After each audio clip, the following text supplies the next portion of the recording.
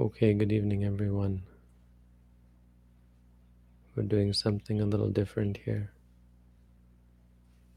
This is YouTube's own live broadcast interface because just about everything about our broadcast system has broken down. I can't do very much now.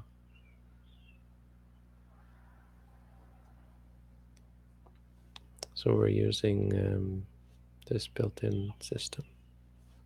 The plus side is I now see chat on the right side, so whether that's a plus or not, I don't know. We'll see. Anyway, to our meditators here in the center, I appreciate the work you're doing. I want to talk a little bit about meditation. So I've deleted several questions, as usual. I'm not so keen on answering speculative questions or questions about other traditions. We want to have some kind of a flowing narrative where the whole evening is talking about meditation. So it's a big question, right? What is meditation? I think it's not a question people ask. People don't ask what is meditation, but it is an important one. Because the answer to the question answers a lot of the questions that I get. Not directly, but helps to clear up the underlying issue behind the question. When you understand what meditation is, it's easier to understand the problems that come up during meditation, the issues, and how to deal with the challenges involved with meditation. So meditation is just generally some kind of activity that involves mental training. Our minds can be trained and are constantly training in various ways. We're being influenced by the world around us, and we're developing habits based on the experiences we have.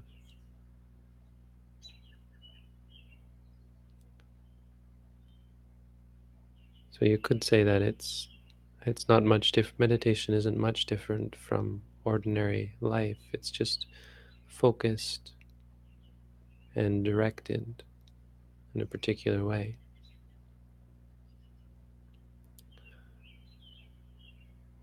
So meditation isn't the act of sitting still. It isn't an hour that you spend. Meditation is the work that you do during the hour that you're sitting still. It can also be work that you do throughout your day. If your intentions are directed in a particular way throughout the day, you can call that meditation. So the meditation that we practice is using mantras. And I use this word. It's not a word that people in my tradition generally use. It's not a translation that I've really ever heard used apart from myself. But to me, it's the most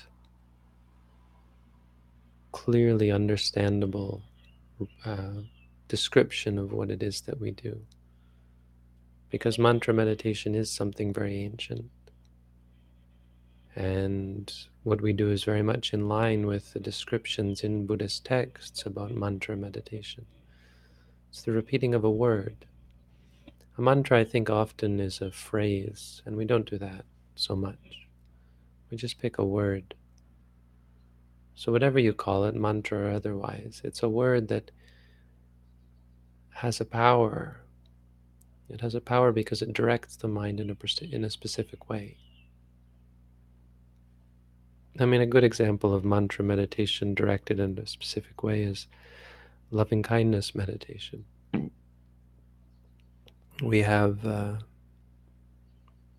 whole practices, groups of people who undertake to practice metta meditation. People who do it on a daily basis will sit and cultivate love, friendliness, by using a phrase, by repeating to themselves, may I be happy, may all beings be happy. That's a mantra. When you repeat it to yourself, it has a power because it directs your mind in a particular way. Now, the mantras that we use are meant to direct the mind, but in a bit of a different way. There's no may, there's no wish, there's no may it be so, may it be thus. We're directing our minds towards objectivity. That's the intent behind our choice of mantras. Now, the mantras themselves aren't objectivity. They're an artificial construct, and I think it's fair to say that all meditation is artificial. Saying to yourself, may all beings be happy, isn't friendliness, but it's a tool that encourages the mind in a specific way. It encourages the mind to develop friendliness. So by our choice of words, and the words themselves don't have power, but the intention and the meaning behind it for us is objectivity. When we say to ourselves, for example, pain, pain, the reason we're doing that is because we want to be objective. We're using this word as an augment for our intention. It's a stabilizer. It's a means of keeping us on track. So if we understand the sorts of words that we want to use, or the reasons why we use these words, or our intentions, then it's easy for us to understand which words to use. It's easier for us to understand the role that the words play. It doesn't make it easy to actually do it. Meditation, of course, whatever sort you do, is going to be difficult if it's something new, if it's different from your ordinary patterns of behavior. If you're normally very judgmental, partial, critical of yourself and others, then meditation objectivity is going to be difficult. If you're normally a very angry person, loving kindness is going to be difficult, and so on. There's no question that meditation generally, in fact, you might go further and say it's meant to be difficult. I mean, a loving and kind person wouldn't have much use for or reason for practicing loving kindness. A very objective person doesn't really need to practice mindfulness meditation as we teach it. So the reason we're doing it is because it's something difficult, because we want to change. It's the difficulty that makes it valuable, directly, I mean, particularly. It's not just to say, oh, it's difficult, get over it. No, the difficulty is what it's all about. Change comes from something difficult, something different, something that is we're unaccustomed to. Otherwise, it wouldn't bring any sort of change.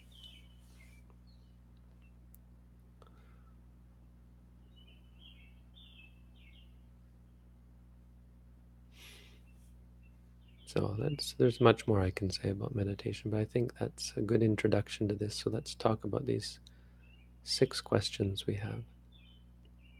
Not so many tonight, but that should give us some opportunity to focus on topics regarding meditation. So here's a question about walking meditation. So when you're watching the one foot move, what about the other foot that's also moving, right? There's a shifting of weight, there's movements of the other foot.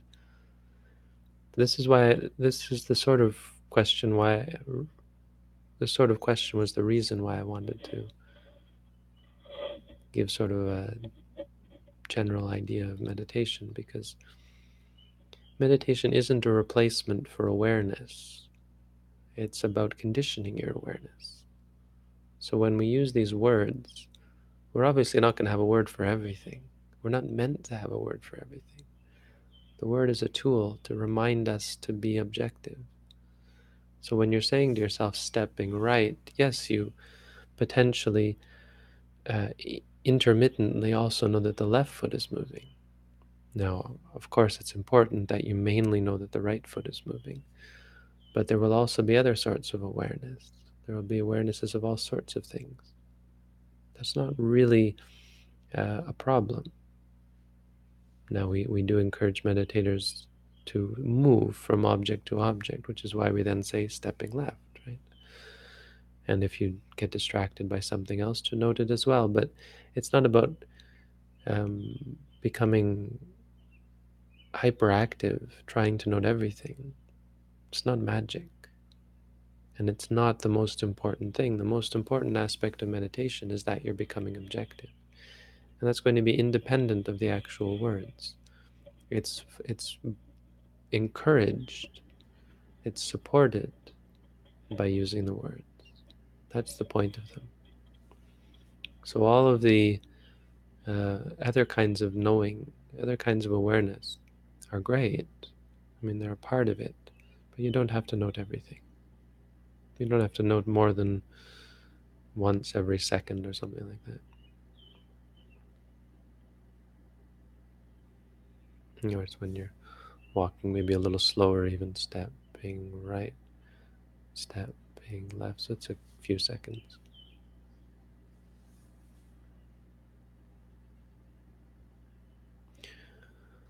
Would it be unfaithful to utilize mind-altering pharmaceuticals while following a meditative practice? So again, we can refer back to what I said about what is meditation.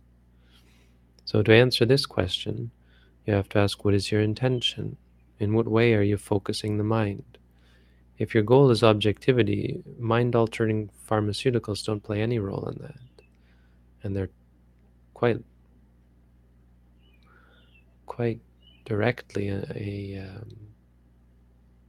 a concern and a detriment to objectivity, because they're encouraging a specific state. I mean, it's an intention to give rise to altered states and states that are potentially confusing and liable to trigger thoughts and explorations, all of which have nothing to do with objectivity. Objectivity means not trying to change, not trying to condition in any way your experience. So it's letting ordinary experience continue, but changing your attitude towards it. I know there's many people who are great advocates of mind-altering pharmaceuticals, but it's not evil. It certainly could be arguably a part of a valid meditation practice, just not this meditation practice. And I think that should be fairly clear why that is. Is it necessary to do walking meditation equally to sitting meditation when mind is constantly on anxiety loop? It's hard to focus, need to do lots of standing, much better to focus on anxiety. Can I decrease walking time and increase sitting time? Yes, yes, you certainly can. Why do we try to do equal amounts of walking and sitting? A big part of that is, again, our focus on objectivity. Because if you incline towards one or the other, that's a sort of partiality. The difficulty that you're having in walking meditation could be interesting and should be something eventually that you explore. When you're anxious and it's difficult, that's potentially a good thing, to be challenged by anxiety coming up more frequently and more powerfully in walking meditation. Standing meditation is also a valid alternative. But that being said, when anxiety is overwhelming, you're actually directed to focus more on sitting meditation, because as you can see, it's more productive. That being said, again, in the long term, I'd recommend to try and do standing meditation. Start with standing, and once you're able to do standing and the anxiety isn't so powerful, then try and do walking as well. There are other reasons for doing walking. It's more active, so it teaches you how to be mindful throughout your life. It's better for the body in many ways. Walking meditation is healthy and that sort of thing.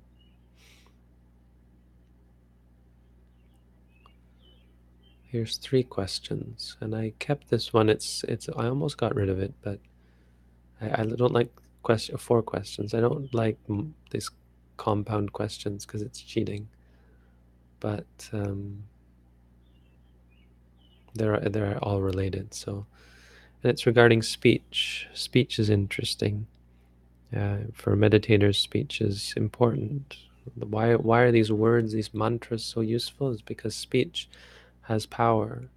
Speech is associated with intention. It's associated with inclination. The words we use can be used. I can say, I hate you and wish you would die without having any anger because they're just words. But generally, when I say those words, there's a lot of anger associated with them. I like oranges. Now, I can say those words without actually liking oranges, but saying them tends to reaffirm my liking of oranges. Again, these were just random words that I came up with. But so speech is potentially innocuous, but generally reinforces and is used most often to reinforce our intentions. So, are there so regarding right speech, what is beneficial?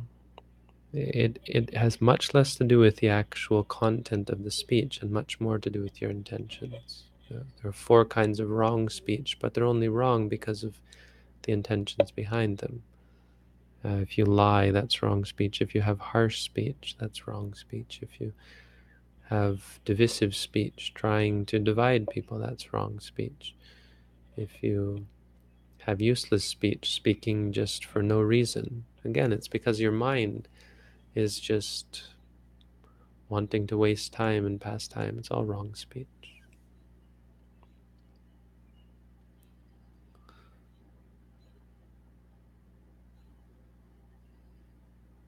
As for topics that are anything associated with the path, anything that has an intention, and not just intention, but is skillful and helpful in cultivating further objectivity, awareness, wisdom, that's skillful.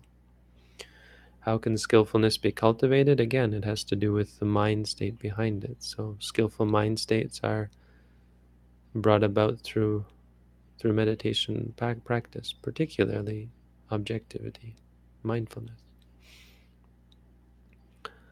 How do you speak kind-hearted?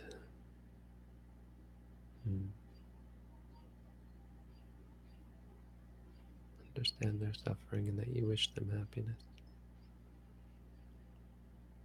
Yeah, I'm not going to really touch that. I don't think it might be it's complicated. Silence always in accordance with right speech. Well, yes, because there is no speech. I mean, it's like, if you don't act, is that right action? So right speech is only right speech if it's associated with the other 7 path factors. Anything else is not particularly right speech. It's just no speech. But I think that's all I have to say about that.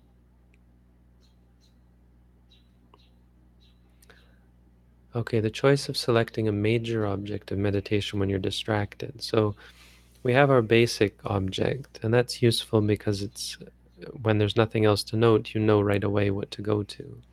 Otherwise, you might be waiting and seeking and searching, and that has problems associated with it.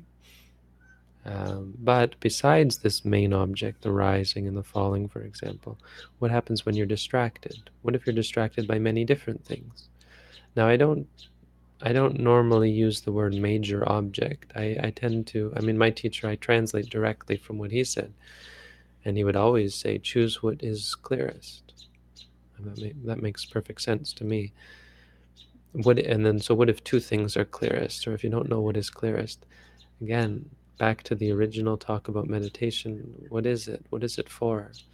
Doesn't matter which one you choose. It's a tool that helps you become more objective. Pick one. Pick something that's most prominent. If something's prominent, note it. It's not magic. It's a tool that you use to help you become more objective. Use it in that way, you shouldn't really have much problem, no matter what you do. Finally, we have a question from Sidesh, who is keen to let me know that he's been practicing now for 16 to 17 months, which is good. It's a unique, we have this unique situation where he's keeping me updated on how many months he's been practicing, which is, it's heartwarming. So his latest issue is that he feels something for a girl which he met recently. In the sense of meditation has consumed me and my thoughts. I think this. Maybe I am attached to the sexuality of my very past experiences. Yes. So I mean, a lot of your questions seem to have this. The problem with them is they just are asking me what to do about your problems, and you already know what my answer is going to be. It's just come to be more objective about it. Be objective about your habits, about your sexual desires, your romantic, your inclinations, your attraction towards this woman. I mean, it's not a quick fix and it's not a sure fix. Maybe you fail at it, but the work is there, and if you do the work, the result is there as well. It's just up to you, and it could take a long time, but if you're patient and if you're diligent, it seems like you're quite diligent, so just keep it up and make sure you're clear about the technique. And if you're interested in going more in depth, we can do an online course, we can do an intensive course. That's always open. So those are the questions. How's the live broadcast going? Okay, we have YouTube's really chatting up a storm, which I've said before is a bit of a problem, you know.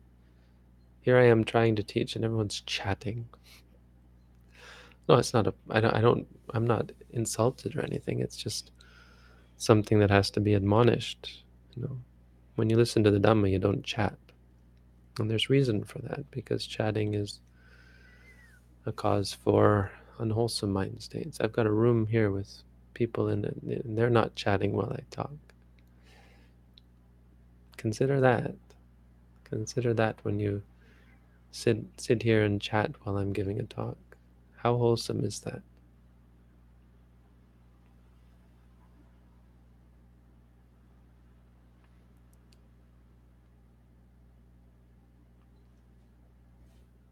So posting in the chat is not wrong. Don't feel guilty about it. But if you've been sitting there chatting, maybe you should feel a little guilty about it. Not guilty, but you consider yourself admonished. Or not. I mean, maybe you disagree with me and think, oh, I just want to sit here and chat. Maybe you've got Facebook open, and maybe you're smoking a cigarette or eating some food. I can't stop you. I can't police all that. That's the thing about the internet. It's very open.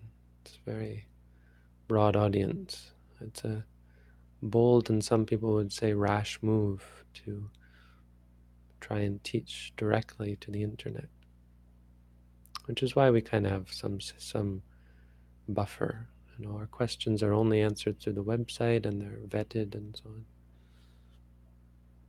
But there's something about being so open, because the other side is that the Buddha was never so sheltered, or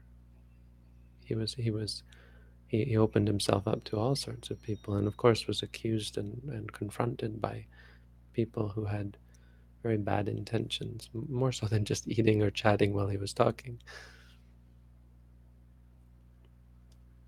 So it's I don't mind. I don't I don't I don't I don't mean to suggest that I'm insulted or anything or upset by it. I just want you to consider, because what is the point of listening to the Dhamma? It's to benefit you in your spiritual practice. So don't become distracted. Try and focus your attention and practice while you listen.